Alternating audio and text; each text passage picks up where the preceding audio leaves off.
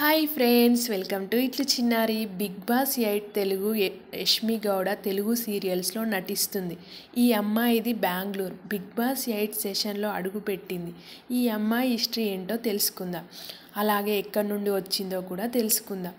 ఈమె కర్ణాటక రాష్ట్ర రాజధాని బెంగళూరు ఆగస్టు 30, 1995లో జన్మించింది. ఆమె తండ్రి పేరు రమేష్. అతనికి ఒక సొంత ఫ్యాక్టరీ ఉంది. ఆమె తల్లి పేరు విజయలక్ష్మి. తను హౌస్ వైఫ్. అంతేకాకుండా తనకి ఒక అక్క, ఒక తమ్ముడు కూడా ఉన్నారు. మరి యష్మి టీవీ ఇండస్ట్రీలో ఎలా అడుగుపెట్టింది అంటే, యష్మి గౌడకి చిన్నప్పటి నుండి సాంస్కృతిక కార్యక్రమాలంటే ఇష్టం. స్కూల్ డేస్ నుండి యాక్టింగ్, డ్యాన్స్ అంటే చాలా ఇష్టం. నటి కావాలి అని బాల్యం నుంచి కోరుకుంటుంది.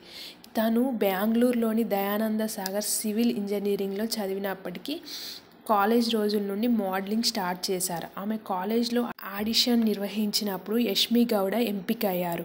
అలాగే అందాల పోటీలో కూడా మిస్ ఫోటోజెనెటిక్లో గెలిచింది.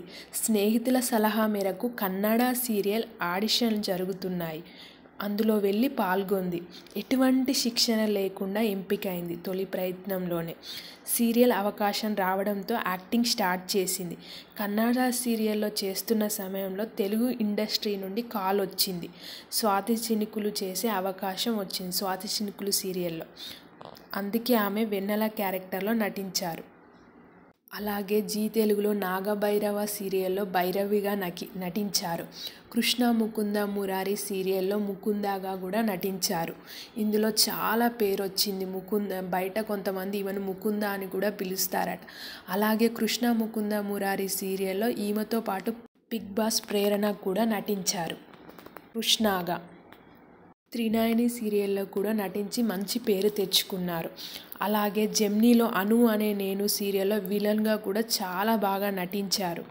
పవన్ రాజ్పుత్తో కలిసి సూపర్ సీరియల్ ఛాంపియన్ 3 సీజన్లో కూడా యష్మి పాల్గొన్నారు. యష్మి గౌడ కొన్ని సీరియల్స్లో కాకుండా వెబ్ సిరీస్లో కూడా చేసింది.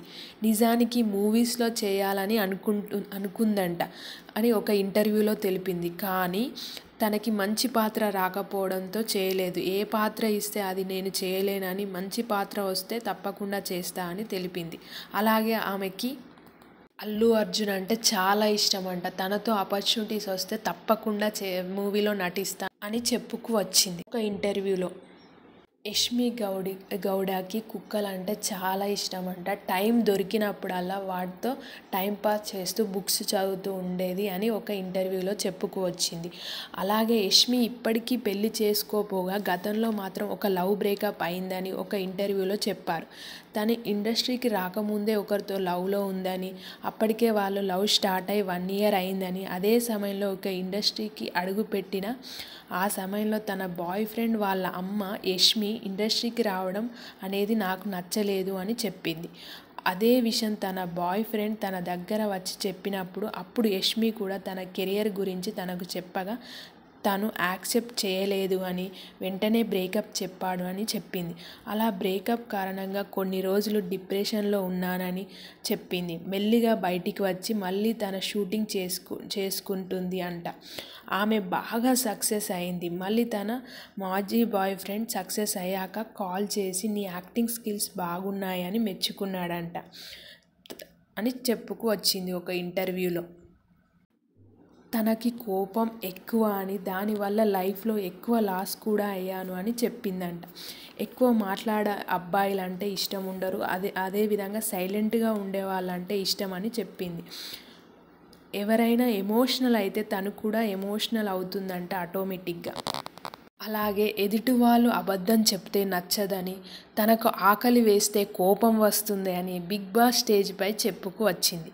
బిగ్ బాస్ మొదటి వారంలో చీఫ్గా ఎంపికైంది. ఈమె సీరియల్స్లో నటించి 2-3 కోట్లు సంపాదించి ఉండొచ్చు అని అంటూ ఉంటారు బయట.